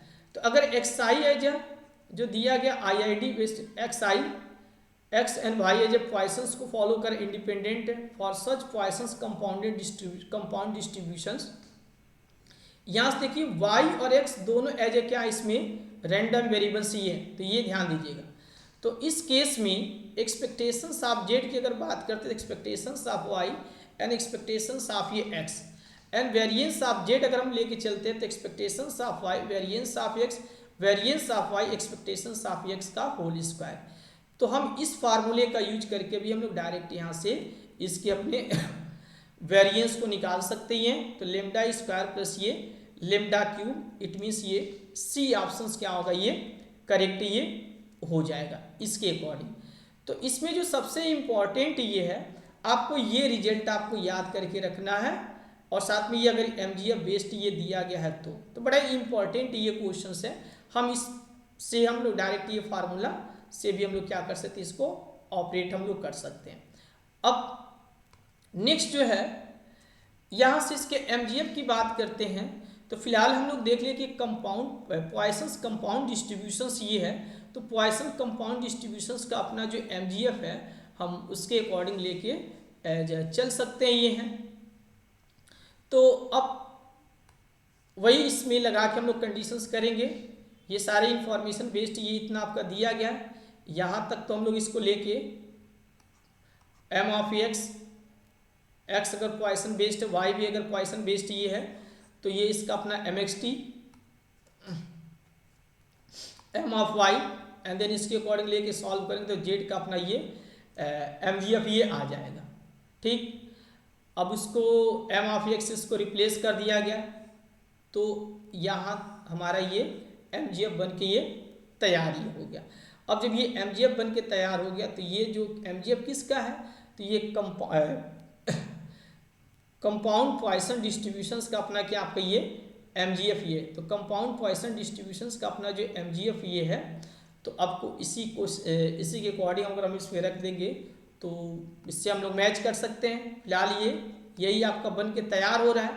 तो क्वेश्चंस के अकॉर्डिंग क्या हो जाएगा, इसमें आप देखेंगे तो एज ए डी से क्या करेगा, ये मैच करेगा। तो ये इतना आपका होगा। एक कॉन्सेप्ट इसमें हम और भी लगा सकते हैं, जैसे मान लीजिए अगर MXT दिया हुआ, ध्यान सुनिएगा, जैसे m ऑफ ये x ये t है, तो एट t इक्वल टू 0 जैसे हम t इक्वल टू 0 करेंगे तो ये वैल्यू हमारी क्या होनी चाहिए, 1 होनी चाहिए। ठीक, तो अगर ये वैल्यू अगर 1 हो जाता है तो ये भी MXT का ये कंडीशन से ये होता है। तो एक हम लोग इसमें ये भी चेक कर लेंगे t इक्वल टू 0 रखने पे कौन कौन सा ये इसमें 1 दे रहा है। तो फिलहाल ये भी 1 दे रहा है। अगर आप करेंगे तो यहाँ से अगर इसमें t इक्वल टू 0 रखेंगे तो ये भी आपको 1 दे रहा है। यहाँ पे अगर कर देंगे ये भी आपका 1 दे रहा है, बाकी ये भी 1 दे रहा है।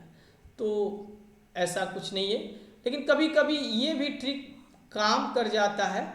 जब हम इसमें अगर मान लीजिए MXT या कैरेक्टरिस्टिक फंक्शन बेस दिया गया है तो t इक्वल टू इसमें 0 रख दीजिए। अगर जो 1 आ जा रहा है उससे तो कंसीडर करेंगे। तो अगर मान लीजिए ऐसे 4 ऑप्शन दिया गया, इसमें से कोई 1 ही एक ही ऑप्शन ऐसा है जो 1 बेस्ड हो रहा है, बाकी अगर नहीं हो रहा तो उसको डिस्कार्ड कर ले जाएंगे। तो ये आपका हो गया। तो ये एक ट्रिक है जो काम कर जाता है कभी कभी क्वेश्चंस में, तो इसे भी आप याद करके रखे रहिएगा। चलिए नेक्स्ट आते हैं। तो ये आपका क्वेश्चन ये हो गया। अब इसके बाद तो अभी तक जो हमने क्वेश्चंस को लेकर हम लोग सॉल्व किए, ये सब स्टैंडर्ड प्रोबेबिलिटी डिस्ट्रीब्यूशन बेस्ड ये क्वेश्चन चल रहा था, random variable with standard probability distribution. ये भी क्वेश्चन हम उसी से कह सकते हैं, use the Poisson distribution to compute the probability of getting the ace of spade at least twist in 104 trial of drawing a single card from a pack of well shuffled card with replacement given e to power -2 equal to, and what is probability, what is the probability, ये पूछा जा रहा है इसमें questions में। तो अब इसमें सारे इंफॉर्मेशन दिए गए हैं, ट्रायल 104 दिया गया है और कहा जा रहा है probability of getting the ace of spade at least twist in 104 trial.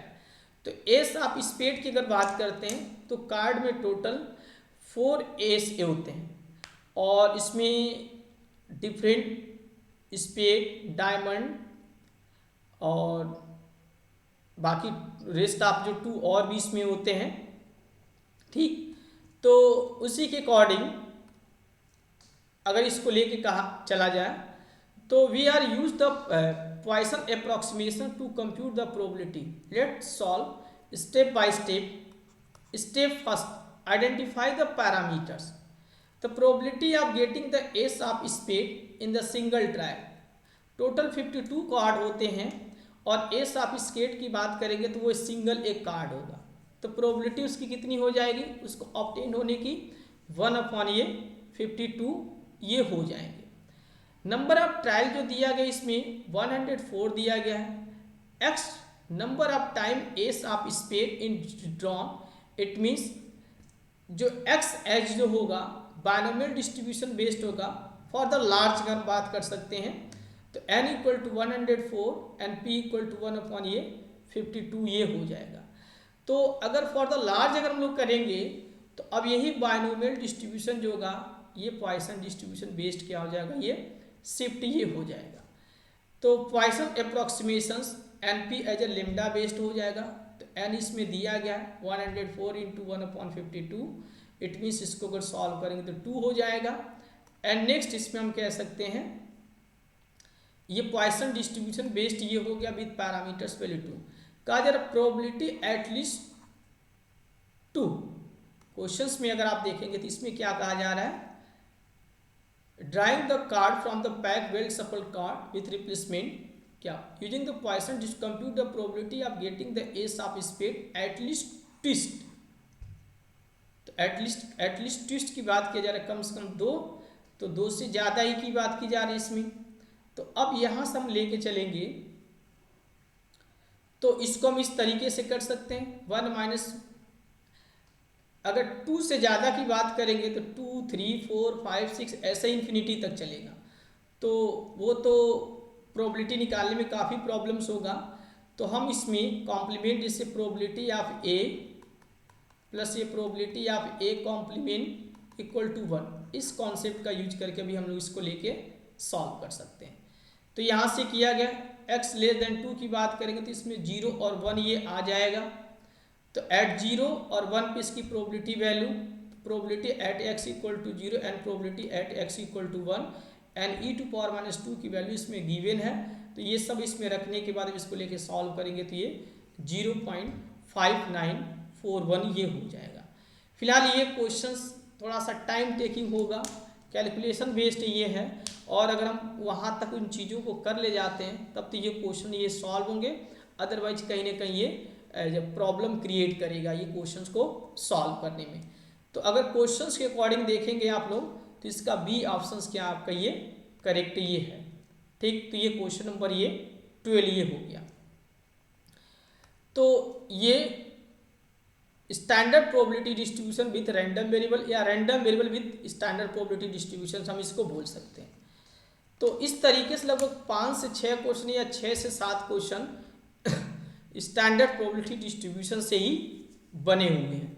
ठीक, अब जो नेक्स्ट जो हम लोग क्वेश्चन इसमें 13, 14 एंड 15 ये जो क्वेश्चन हम लोग सॉल्व करेंगे ये mode of convergence, standard probability inequality, limit theorem and मतलब लिमिट थ्योरम के इनसाइड ही चला हो जाता है आपके ये स्टैंडर्ड प्रोबेबिलिटी इनइक्वलिटी, और इसमें center limit theorem, weak law of large number, इनसे रिलेटेड ये क्वेश्चंस ये बने हुए हैं। फिलहाल इस टॉपिक से आईएसएस में 1 से 2 क्वेश्चंस ये पूछे जाते हैं, लेकिन इस बार लगभग 4 से 5 क्वेश्चंस ये पूछा गया था, तो मैंने इसमें 3 ऑफ क्वेश्चंस को रखा हुआ है। बाकी के क्वेश्चंस वो एक सिंपल वे में ही हैं, तो वो आप उसको कर सकते हैं। 13 की बात करते हैं। Let X follow the chi square with n degree of freedom, which of the following statement is are correct? X minus n upon a root of n asymptotically normal distributed with mean 0 and variance 1, x by n asymptotically normal with mean 1 and variance 2 by n। ये x अगर ये काई square distributions को follow कर रहा है, degree of freedom ये n दिया गया है, तो इसका मीन n हो जाएगा, वेरिएंस ये 2n हो जाएगा।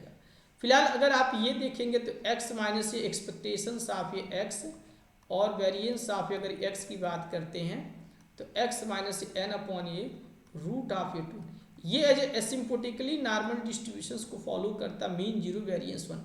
तो पहला स्टेटमेंट तो ऑलवेज एज ए क्या है, करेक्ट ही है। फिर कहा जा रहा है क्या ये भी एसिम्पोटिकली नॉर्मल डिस्ट्रीब्यूशंस को फॉलो करता है, तो आप इसमें पहले तो इसका मीन एंड वेरिएंस निकाल लीजिए। एक्सपेक्टेशंस आप x बाई n करेंगे तो ये 1 upon n expectations of x, it means ये 1 upon n into n cut जाएगा तो 1 हो जाएगा। वेरिएंस ऑफ x बाई अगर n करेंगे तो 1 upon n square variance of x, it means variance of x कितना दिया गया, 2n दिया गया, तो 1 upon n square and 2 of n cut गई है तो 2 बाई n, तो मीन तो 1 आ जा रहा है, वेरिएंस भी 2 बाई 1 आ जा रहा है, इट मीन्स ये एसिम्पोटिकली नॉर्मल डिस्ट्रीब्यूशंस को फॉलो करेगा। तो x by n expectations of x by n और रूट के इनसाइड वेरिएंस ऑफ ये x बाई n, ये भी एसिम्पोटिकली नॉर्मल डिस्ट्रीब्यूशंस को फॉलो ये कर जाएगा।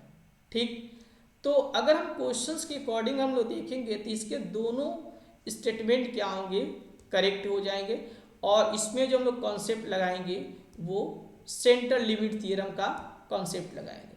सो we are asked about the asymptotic distributions of the chi square, let's solve carefully. Step first, recall the property of chi square distributions.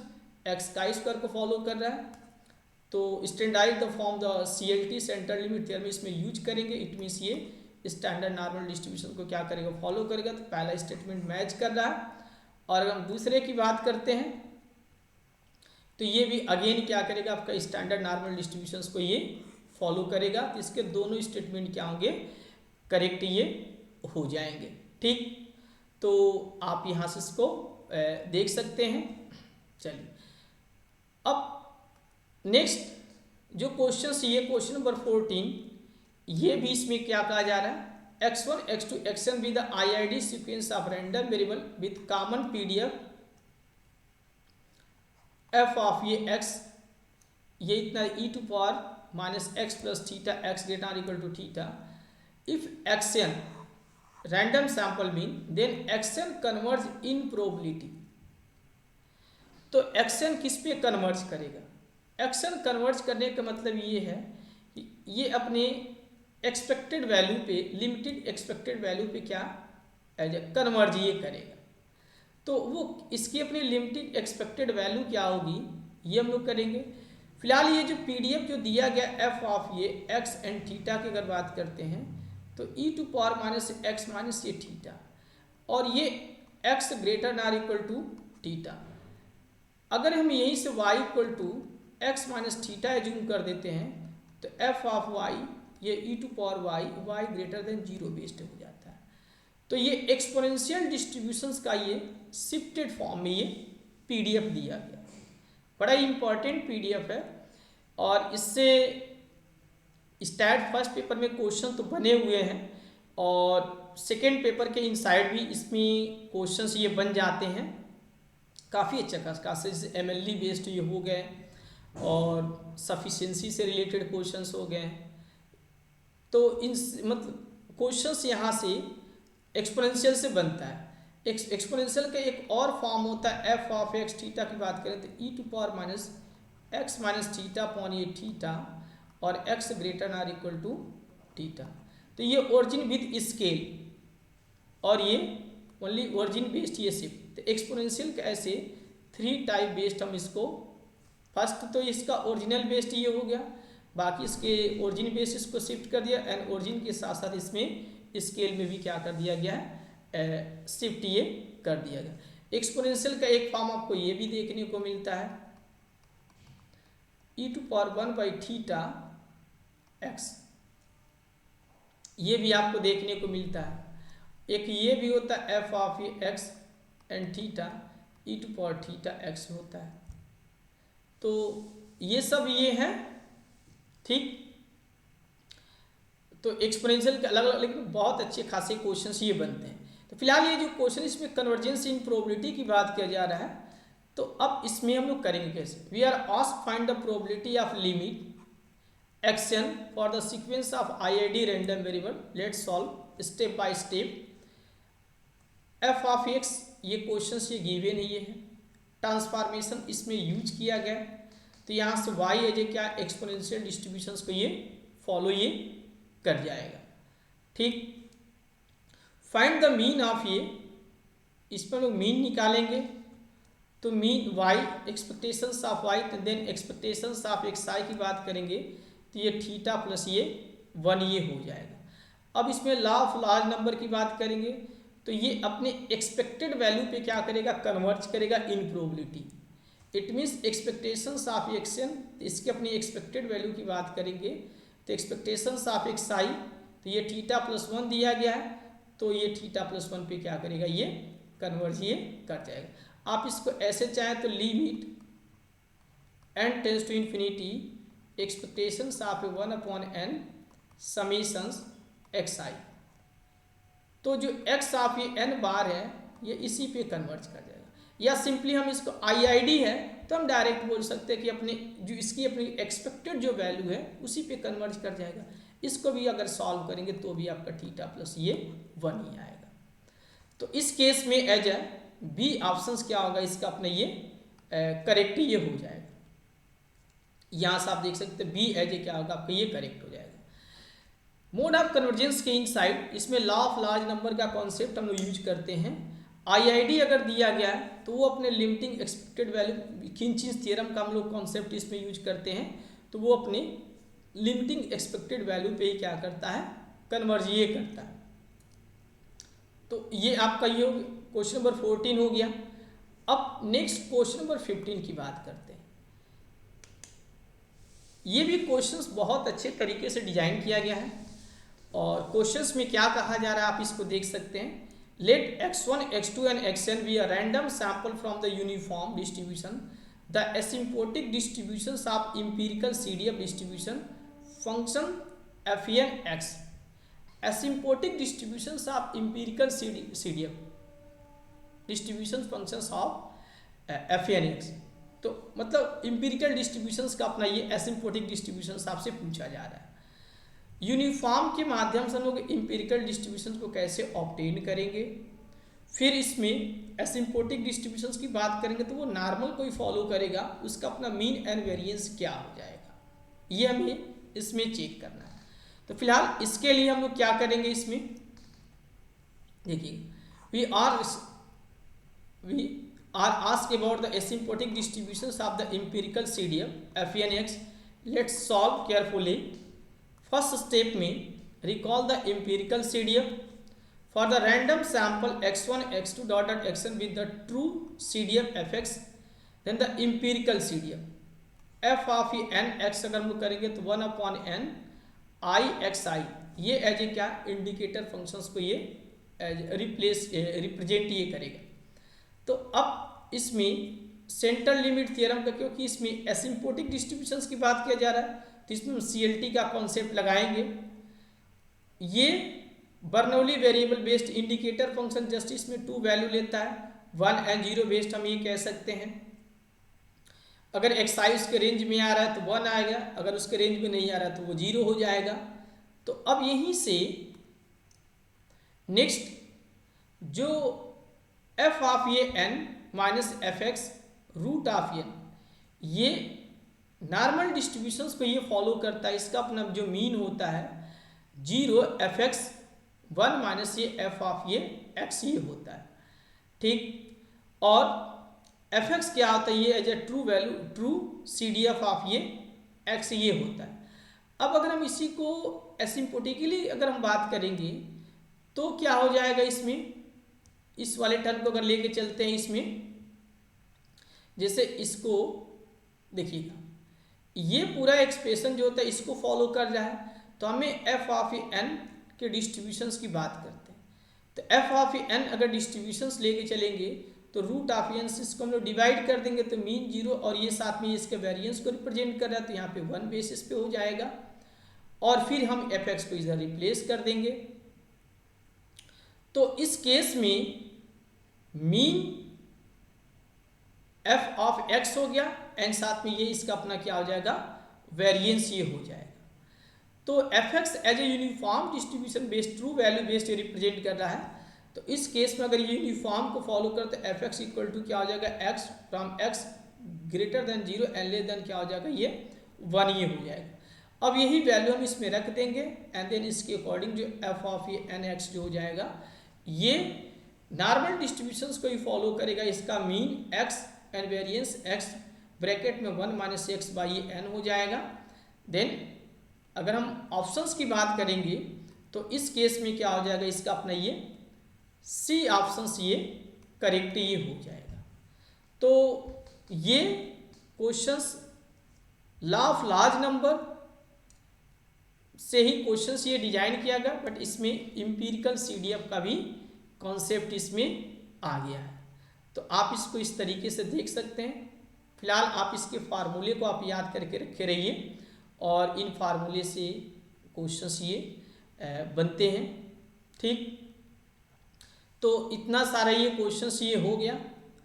तो हम लोग किए क्या, फिलहाल अगर हम लोग देख सकते हैं इसमें टोटल मैंने 15 क्वेश्चंस को लेकर हम लोग डिस्कस किया, ठीक।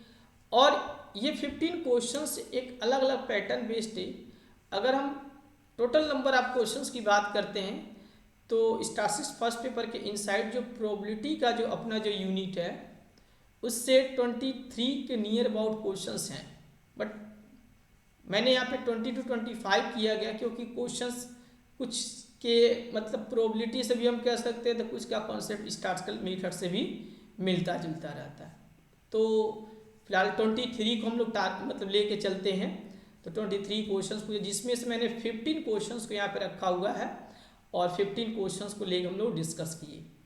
तो ये सब क्वेश्चंस एक अलग सा कॉन्सेप्ट इसमें है।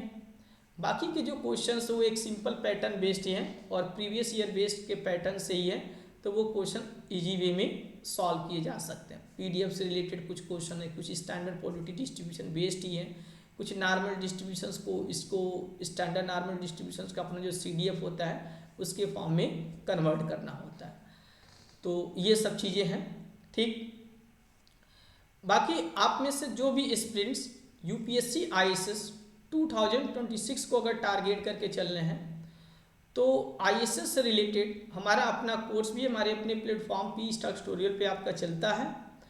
और इसमें हम लोग टारगेट जो करते हैं, जो आईएएस के जो कैंडिडेट हैं उनको टारगेट किया जाता है और उनकी अपनी तैयारी यहाँ पे कराई जाती है। तो इस प्लेटफॉर्म से जुड़ के भी आप अपनी तैयारी कर सकते हैं। और इस बार जो आईएएस 2025 का जो रिजल्ट आया है तो टोटल 35 कैंडिडेट का फाइनल सिलेक्शंस ये हुए हैं, जिसमें से अगर हम कह सकते हैं 35 कैंडिडेट का में से 9 कैंडिडेट का जो सिलेक्शंस हमारे अपने प्लेटफॉर्म से हुए हैं पी स्टार ट्यूटोरियल से। तो आप इस प्लेटफॉर्म के जरिए से जुड़ के अपनी तैयारी कर सकते हैं। स्पेशली वो कैंडिडेट जो 2026 को टारगेट करके चल रहे हैं या 2027 को टारगेट करके चल रहे हैं वो इसमें इनरोल कर सकते हैं। अगर हम कोर्स की बात करते हैं तो फिलहाल हमारे अपने प्लेटफॉर्म पे कोर्स इंडिविजुअली भी आपको देखने को मिल जाता है। अगर आप पेपर वाइज अगर कोर्स में इनरोल करना चाहते हैं तो आप पेपर वाइज भी कोर्स में इनरोल कर सकते हैं। और अगर आप बैच कोर्स के माध्यम से अगर आप चलते हैं तो बैच कोर्स में आपको कंप्लीट आईएसएस का पैकेज आपको मिल जाता है, जिसमें 4 आप स्टैट्स के पेपर रहते हैं, जिसमें statistics first, second, third and fourth के इनसाइड डेमोग्राफी एंड मल्टीवेट एनालिसिस ये इसमें कंडक्ट कराया जा रहा है, और उसके साथ साथ आपको टेस्ट सीरीज भी आपको मिल जाता है। तो कंप्लीट कोर्स का जो फी स्ट्रक्चर जो बनता है वो आपका 35,500 है, बट अभी आपको एडिशनल ऑफर आपको मिल रहा है 15,500 में ही आपको कंप्लीट कोर्स ये मिल जाए। फिलहाल ये कोर्स आपका जुलाई मंथ में ही स्टार्ट किया गया था, तो अभी इस कोर्स के inside statistics second paper and third paper cover कर दिए गए हैं, तो उसका आपको एज ए रिकॉर्डिंग मिलेगा, और बाकी हमारा फर्स्ट एंड फोर्थ पेपर चल रहा है तो उसका लाइव मिलेगा, लाइव क्लास मिलेगा। उसके साथ साथ आपको टेस्ट सीरीज भी इस कोर्स के माध्यम से आपको मिलेंगे। तो ये कोर्स बहुत ही बेनिफिशियल है। आप में से जो भी कैंडिडेट स्पेशली जो आईएसएस 2026 को टारगेट करके चल रहे हैं या 2027 को टारगेट करके चल रहे हैं, वो इस कोर्स में इनरोल कर सकते हैं। कोर्स की जो वैलिडिटी होती है वो 2 ईयर बेस्ड ये कोर्स की वैलिडिटी होती है। तो कोर्स बहुत ही अच्छे तरीके से डिजाइन ये किए जाते हैं। हमारे अपने कोर्स में जो सबसे बेस्ट मोस्ट इम्पॉर्टेंट हमारा अपना टेस्ट सीरीज होता है, और जो इस बार के जो कैंडिडेट जो क्वालिफाई किए हैं वो हमारे अपने टेस्ट सीरीज के माध्यम से, कुछ हमारे अपने कोर्स के माध्यम से भी जुड़े हुए थे, तो वो चीज़ें हैं। ठीक, बाकी अगर स्टैटिस्टिक्स फर्स्ट पेपर में आपको और भी डिटेल में आपको पढ़ना है तो कुछ मैंने यहाँ पे बुक भी रिकमेंडेड किया हुआ है, तो आप एस सी गुप्ता की जो मैथमेटिकल स्टैटिस्टिक्स की जो बुक है आप उसको भी फॉलो कर सकते हो। रोहतगी की बुक है, साहो, तो ये सब आपके डिफरेंट्स ऑफ राइटर की बुक है, जिनको फॉलो अगर आप करते हैं तो आप स्टैट्स फर्स्ट पेपर में और उसके साथ साथ आप सेकेंड पेपर में भी काफ़ी अच्छा खासा कर सकते हैं। ठीक, चलिए, तो फिलहाल हम लोग इस सेशंस के इनसाइड हम लोग स्टैटिस्टिक्स फर्स्ट पेपर बेस्ड जो क्वेश्चन आए हुए थे, जो क्वेश्चन जो प्रोबेबिलिटी यूनिट से रिलेटेड थे, उनको लेकर हम लोग डिस्कस किए। ठीक, और ये क्वेश्चंस के अगर देखा जाए, जैसा कि मैंने आपको स्टार्टिंग में ही बताया था कि जो क्वेश्चन जैसे यूनिट तो प्रोबेबिलिटी का ही है, तो प्रोबेबिलिटी के इनसाइड भी प्रोबेबिलिटी का अपना टॉपिक आ जाता है। इससे 1 से 3 क्वेश्चन, रैंडम वेरिएबल के inside 6 to 7 question, standard probability distributions की बात करते हैं तो 10 to 11 क्वेश्चन, और लिमिट थ्योरम से 5 to 6 क्वेश्चन ये पूछे गए थे। तो हमने इनको लेके डिस्कस किया, सॉल्यूशंस के साथ लेके डिस्कस किया, तो आपको मतलब इतना तो आइडिया अब आपको लग गया होगा कि अगर इस टाइप के क्वेश्चंस पूछे जा रहे हैं तो उसे हमें सॉल्व कैसे करना है। ठीक, तो अब हमारे अपने जो हम कह सकते हैं 2026 के जो एग्ज़ाम होंगे तो कुछ इसी टाइप के ये क्वेश्चंस आएंगे। मेन जो इसमें जो एक टाइम मैनेजमेंट की बात आ जाती है, देखिए क्वेश्चन तो ऑलमोस्ट जो भी अगर इसमें क्वेश्चन पूछे जा रहे हैं, अगर टाइम का कोई बाउंडेशंस ना रहे तो हम मैक्सिमम क्वेश्चंस को हम लोग कर ले जाएंगे, लेकिन विद इन 2 आवर्स हमारे अपने क्वेश्चन पेपर को अटेम्प्ट करना है। तो जो 80 क्वेश्चंस पूछे जाते, 80 क्वेश्चंस में हम कितना कर सकते हैं, तो अगर हम अपने आईएसएस के प्रीवियस क्वेश्चंस को भी अच्छे से प्रैक्टिस करते हैं, उनके पेपर पैटर्न को समझते हैं, तो हम क्वेश्चंस को अच्छे से कर ले जाएंगे। तो आपका अपना जो टारगेट जो होना चाहिए, कम से कम आपके आईएसएस के जो प्रीवियस जो क्वेश्चंस आए हुए हैं उन क्वेश्चंस को अच्छे से प्रैक्टिस करिए, जितनी बार हो सके उतनी बार प्रैक्टिस करिए, तो आपको कुछ नई चीज़ें भी आपको सीखने को मिलेगा। तो फिलहाल ये जो हमारी एनालिसिस क्लास की जो सीरीज जो पहले से चल रही थी, मैंने उसको बीच में रोक के रखा हुआ था, अब हम फिर इसको कंटिन्यू कर रहे हैं। तो अभी तक देखा जाए तो statistics second paper based linear model और स्टैटिस्टिकल इन्फरेंस से रिलेटेड जो क्वेश्चंस आए हुए हैं उनको लेकर हम लोग डिस्कस कर लिए हैं। साथ में स्टैटिस्टिक्स फर्स्ट पेपर के इनसाइड कंप्यूटर एप्लीकेशन से रिलेटेड ये क्वेश्चंस हो गया है, और स्टैट फर्स्ट पेपर के इनसाइड ये जो लेक्चर्स हमारा प्रोबेबिलिटी बेस्ड ये है, तो ये भी हो गया, तो आप इसको देखिए।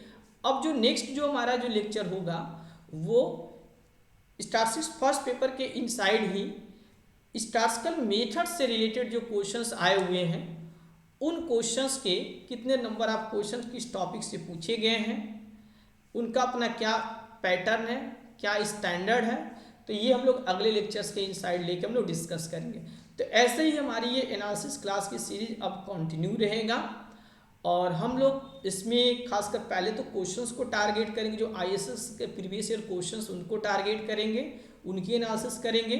जब ये सीरीज हमारी कंप्लीट हो जाएगी तो हम लोग इसमें कुछ न्यू एडिशनल टाइप के क्वेश्चंस फिर हम लोग यूनिट वाइज बेस्ड लेके हम लोग डिस्कस करेंगे। ठीक, तो चलिए हम लोग सेशंस को यहीं पे कंप्लीट करते हैं और मिलते हैं हम लोग नेक्स्ट सेशंस के इनसाइड।